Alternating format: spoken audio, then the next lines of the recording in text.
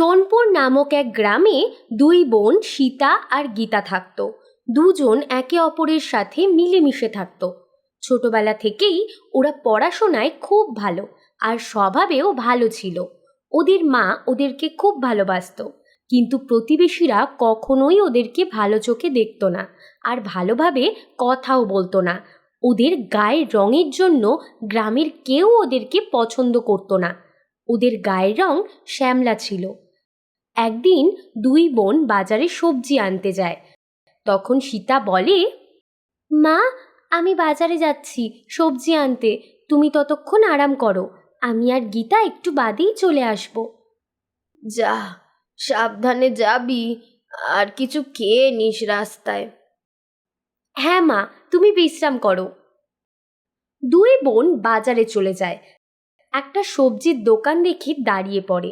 তখন গীতা বলে, দাদা, সবজি লাগবে, সবজি দাও তো। তখন সবজিওয়ালা বলে, আর কোনো দোকান পেলি না? তোরা আমার সময় নষ্ট করতে এসেছিস? তোদেরকে দেখলেই লোকের দিন খারাপ হয়ে যায়। যা বলছি এখান থেকে এক্ষুনি। আমাদের সাথে এইভাবে কথা বলছো কেন দাদা? আমরা তো শুধু বাজার করতে এসেছিলাম, তুমি কি আমাদেরকে সবজি দেবে না? না, তোদেরকে আমি সবজি বিক্রি করব না। যা এখান থেকে। তোরা চলে গেলে আমার কিছুই যায় আসে না। বাদ দে সীতা, ছেড়ে দে। আরও অনেক দোকান আছে বাজারে, আমার এখান থেকে নেওয়ার কোনো ইচ্ছে নেই, চল। দুজন ভারাক্রান্ত মন নিয়ে ওখান থেকে চলে যায়। আর বাড়ি পৌঁছেই ওরা দুজন কাঁদতে শুরু করে। কি হয়েছে মা, তোরা কাঁদছিস কেন? আমাকে বল, তোদের কি হয়েছে? কিছু না মা, তুমি যাও, আমার কিছু হয়নি। কাঁদিস না মা, আমাকে বল কি হয়েছে, কেন কাঁদছিস? আচ্ছা, তুই বল, ওর কি হয়েছে? কি আর বলবো মা, আমরা যখনই বাইরে যাই তখনই কেউ আমাদের দেখতে চায় না। এমনভাবে দেখে যেন আমরা কোনো অপরাধ করেছি। ও, এই কথা, বাদ দে ওসব, আর শান্ত হয়ে আমার কথা শোন। তাড়াতাড়ি রেডি হয়ে নে, তোদের দুজনকে পাত্রপক্ষ দেখতে আসছে। ঠিক আছে মা, আমি রেডি হয়ে নিচ্ছি, ততক্ষণ পর্যন্ত তুমি সব গুছিয়ে নাও অতিথিদের জন্য। দুই বোন ভালোভাবে তৈরি হয়ে বাইরে চলে আসে। তখনই ছেলের মা আর ছেলেরা দুজনেই ওদেরকে দেখে নাক সিটকায়। আমি ভেবেছিলাম তোমার মেয়েরা বোধহয় সুন্দর হবে। তুমিও তো বলেছিলে যে তোমার মেয়েরা নাকি খুব সুন্দর দেখতে। তাহলে এইসব কি? আমার দুই ছেলের জন্য আমার সুন্দরী বউ চাই, কয়লার মতো কালো বউ আমার চাই না। আমাকে ক্ষমা করো, এই সম্বন্ধ হবে না। এইটুকু বলে সব অতিথিরা চলে যায় আর সীতা ও গীতা দুজনেই কাঁদতে শুরু করে। তখন ওদের মা ওদেরকে বলে, হয়তো এই সম্বন্ধটা তোদের জন্য ছিলই না। এরা শুধুমাত্র তোদের বাইরের রূপটাই দেখলো, তোদের মনটা তো দেখলোই না। দেখবি, তোদের জন্য রাজকুমারের মতো ছেলে আসবে। সেসব তো ঠিক আছে মা, কিন্তু আমাদের তো কোনো দোষই নেই, তাহলে কেন আমাদের সাথে এগুলো হয়? কেন লোকজন আমাদেরকে এইরকম কটূক্তির চোখে দেখে? চুপ কর মা, চুপ কর, সব ঠিক হয়ে যাবে। এইভাবেই দিন কাটতে থাকে। একদিন পাশের গ্রামের লতা নামের একজন মহিলা তার দুই ছেলের জন্য পাত্রীর সন্ধান করতে থাকে।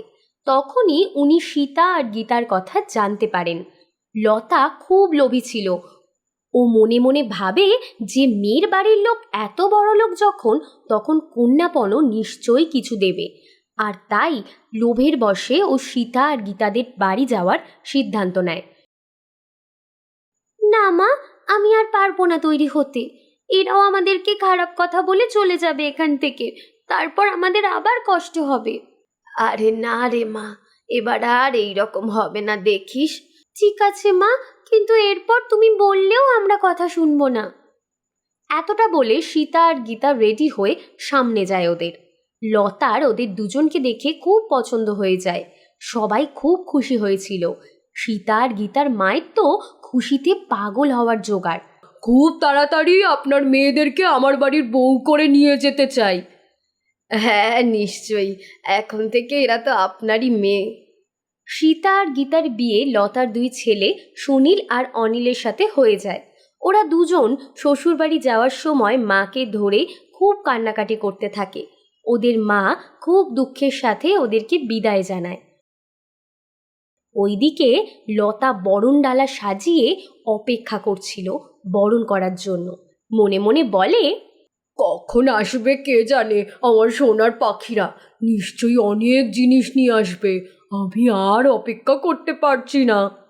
এরপর দুজনকে আসতে দেখে লতার মুখ হা হয়ে যায়, কারণ ওরা দুজন নিজেদের সাথে কিছুই আনে না।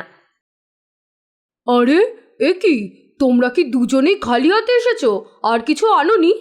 ও বুঝেছি, জিনিসপত্র নিশ্চয়ই পিছনে আছে, তাই না? না মা, আমরা কোনো জিনিসই আনিনি, শুধু আমরাই এসেছি। লতা মুখ বেঁকিয়ে বলে, ও খালি হাতে এসেছো? মা, তুমি গীতাকে কেন বিরক্ত করছো? এত প্রশ্ন করার আগে আমাদেরকে বাড়ির ভেতরে তো যেতে দাও। দাদা আর বৌদিও তো খুব ক্লান্ত হয়ে গেছে, কিন্তু তুমি খালি প্রশ্নই করে যাচ্ছ। লতা ওদেরকে বরণ করে ঘরে নিয়ে আসে। তারপর ওরা চলে যাওয়ার পর বলে, কিরকম ভিখারি বাড়ি থেকে মেয়ে নিয়ে এসেছি, ভেবেছিলাম ওরা হয়তো সোনায় মুড়িয়ে দেবে মেয়েদের, কিন্তু এরা দুজন তো খালি হাতেই চলে এলো। সকাল হতেই লতা নিজের আসল রূপ দেখাতে শুরু করে, গীতাকে খুব জ্বালাতন করে আর খালি হাতে পাঠানোর জন্য কথা শোনাতে থাকে। আজকে আমাদের শাশুড়ি আমাকে অনেক উল্টোপাল্টা কথা শুনিয়েছে, চল আমরা বরং মাকে গিয়ে সব বলে দিই। না না গীতা, আমরা এটা করতে পারবো না, না হলে মা খুব চিন্তা করবে। মা এমনিতেই আমাদের জন্য সব সময় চিন্তা করে, যদি এইসব মা জানতে পারে তাহলে মায়ের সমস্যা আরও বাড়বে। বাদ দে তুই। জানি না কোন জন্মের পাপে এই কুৎসিত মেয়েগুলো আমার ঘরে বউ হয়ে এসেছে। আমি তো ভেবেছিলাম অনেক টাকা পয়সা পাওয়া যাবে, কিন্তু এদের বিয়ে দিয়ে তো 1 টাকাও পেলাম না। না আছে টাকা, না আছে রূপ। মা, টাকাটাই সব কিছু হয় না মানুষের জন্য। আমি জানি ওদের মনটা খুব ভালো, ওরা সব সময় তোমার খেয়াল রাখবে। দেখো তুমি, 4 দিনও হয়নি ওরা এসেছে, আর তোরা এখন থেকেই মায়ের মুখে মুখে কথা বলছিস? লজ্জা করে না তোদের? নির্লজ্জা কথাকার, চুপচাপ কাজে যা। সুনীল আর অনিল কাজে চলে যায়, আর এইদিকে সীতা ও গীতা সারা দিন ওদের শাশুড়ির সেবা করতে থাকে। কখনো খাবার নিয়ে আসে, কখনো জল নিয়ে আসে, কখনো আবার পা টিপে দেয়। তাও ওনার মন গলে না। কখনোই লতা ওদের দুজনের প্রতি খুশি হয় না। এরা দুজন এমনি এমনি আমার ঘর থেকে নামবে না, এদের কিছু না কিছু ব্যবস্থা করতেই হবে। এরা চলে গেলে আমি আবার আমার 2 ছেলের বিয়ে দেব ভালো মেয়ের সাথে। এতটা বলে লতা রান্নাঘরে গিয়ে তেল বের করে আনে আর 1 বোতল তেল সিঁড়ির মধ্যে ফেলে দেয়, যাতে সীতা আর গীতা পা পিছলে পড়ে যায়। কিন্তু কিছুক্ষণ পর লতা ঘুমিয়ে পড়ে আর সব কিছু ভুলে যায়। তারপর এসে নিজেই পড়ে যায়, পড়ে গিয়ে খুব জোরে চিৎকার করতে থাকে।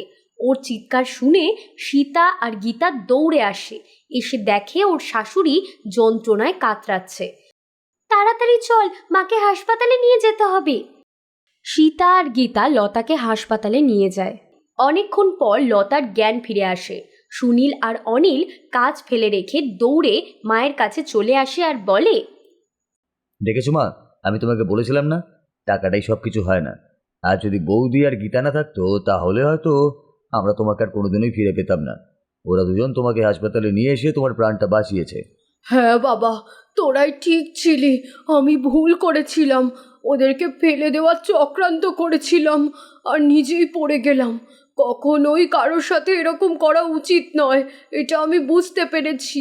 ওরা আমার ভালো বৌমা। এরপর থেকে ওরা সব সময়ের জন্য হাসি খুশিভাবে থাকতে শুরু করে, একটা সুখী পরিবারের মতো। গল্পটা কেমন লাগলো আমাদের জানাবেন এবং লাইক ও সাবস্ক্রাইব করে দেবেন।